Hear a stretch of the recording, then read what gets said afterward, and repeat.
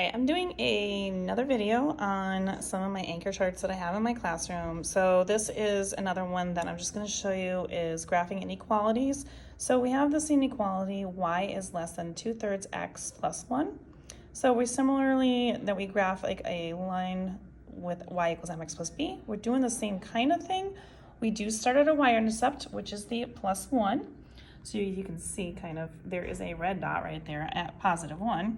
Because we're starting out 0, 1, and then we are going to use that rise over run to graph other points that are on that line.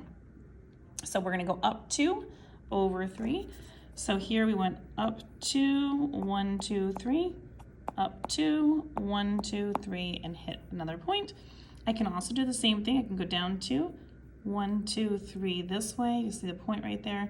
Down 2, 1, 2, 3 until I hit another point, and then I'm off my graph. So now I've got the graph situated, and as you can see, there is an inequality statement that does not show a line underneath it. So when it does not have a line underneath it and it either looks like greater than or less than, it does not include the points, we do what's called a dotted line or a dashed line. So as you can see, this is not a solid line like my other previous problem that I did here where there was a line underneath it, and so that is a solid line. So this is a little bit different because it is a dashed line. And so we do have all these different points on there, and so there is a dashed line there.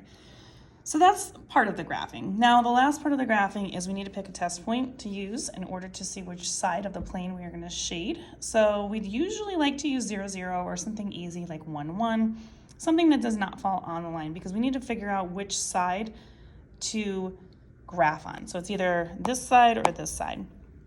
So there's a couple ways you can do this. I'm just picking an easy point, 0, 0. Again, anything that's not on the line is what you want to use.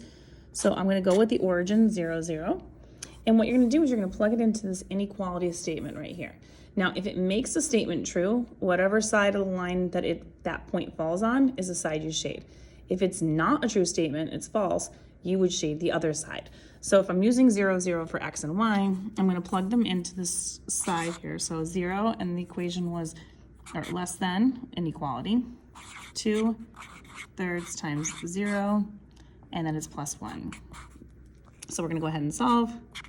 This gives me 0 plus 1, and is 0 less than a positive 1? The answer is yes, that is true. So I want to shade the side that this is on, which is over here, it's below it. So I would shade right here.